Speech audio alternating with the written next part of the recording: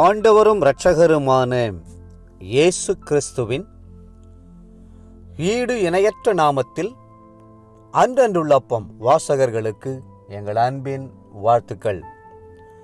2024 ஆண்டு ஏப்ரல் மாதம் 26 வெள்ளிக்கிழமைக்குரிய தின தியானம்.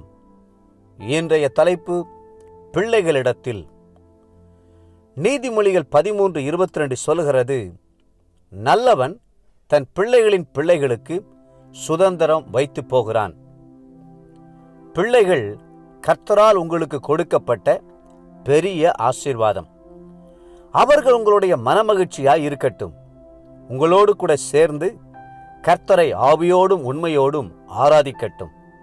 உங்களுக்கு எல்லா விதத்திலும் அவர்கள் பிரயோஜனம் உள்ளவர்களாக விளங்கட்டும். வேதம் சொல்லுகிறது, எபேசியர் 6:4, உங்கள் பிள்ளைகளை கோபப்படுத்தாமல் கர்த்தருக்கேற்ற சிட்சையிலும் போதனையிலும் அவர்களை வளர்ப்பீர்களாக. பிள்ளைகளிடத்தில் உண்மையாய் அன்பு கூறுகிறவர்கள் அவர்களுடைய எதிர்காலத்தை குறித்து அக்கறை உள்ளவர்களாக இருக்கிறார்கள். பிள்ளைகளுக்கு உணவும் படிப்பும் கொடுக்கிறதோடு பெற்றோருடைய கடமை தீர்ந்து போய்விடுவதில்லை. அவர்களுக்கு நீங்கள் இயேசுவை கொடுக்க வேண்டும். முன்மாதிரியான வாழ்க்கையை வாழ்ந்து காண்பிக்க வேண்டும்.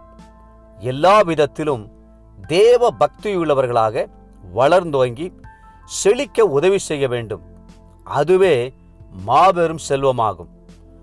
எத்தனையோ குடும்பங்களில் குழந்தை செல்வமே இல்லாமல் கணவன் மனைவி தவிக்கும் போது கர்த்தர் கிருபையாய் உங்கள் குடும்பங்களில் பிள்ளைகளை தந்திருக்கிறார்.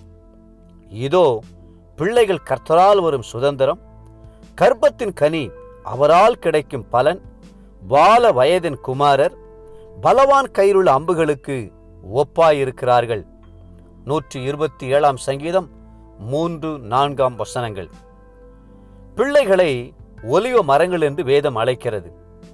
ஒலிவ மரத்தில் 2 முக்கியமான விசேஷங்கள் உண்டு.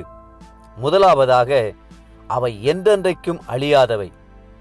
இரண்டாவது, ஒலிவ மரத்திற்குள் எண்ணெய் வளம் இருக்கிறது. அந்த எண்ணெய் பரிசுத்த ஆவியானவருக்கு அடையாளம் அல்லவா? உன் பிள்ளைகள் உன் பந்தியை சுற்றிலும் ஒலிவ மரக் கன்றுகளைப் போல் இருப்பார்கள். 128 சங்கீதம் 3 வசனம் என்பது அவர்களுடைய அழியாத ஆவிக்குரிய வாழ்வை குறிக்கிறது. மட்டுமல்ல, அவர்கள் அற்புதங்களாக அடையாளங்களாக விளங்குவார்கள்.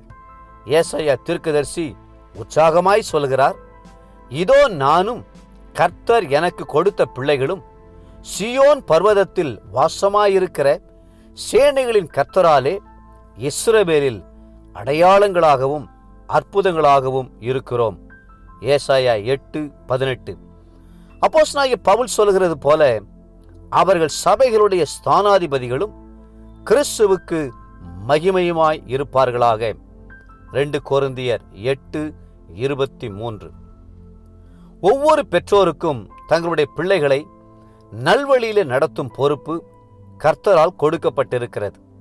வேதம் சொல்கிறது, நீதிமொழிகள் 22:6, பிள்ளையானவன் நடக்க வேண்டிய வழியிலே அவனை நடத்து, அவன் முதிர் வயதிலும் அதை விடாதிருப்பான். நீதிமொழிகள் 22:15 சொல்கிறது, பிள்ளையின் நெஞ்சில் மதியினம் ஒட்டியிருக்கும், அதை தண்டனையின் பிரம்பு அவனை விட்டு அகற்றும். நீதிமொழிகள் 23 13-14 வசனங்கள் சொல்கிறது, பிள்ளையை தண்டியாமல் விடாதே, அவனை பிரம்பினால் அடித்தால் அவன் சாகான். நீ பிரம்பினால் அவனை அடிக்கிறதுனால் பாதாளத்துக்கு அவன் ஆத்துமாவை தப்புவிப்பாயே. இன்றைய நினைவிற்கு எபிரெயர் 12:9.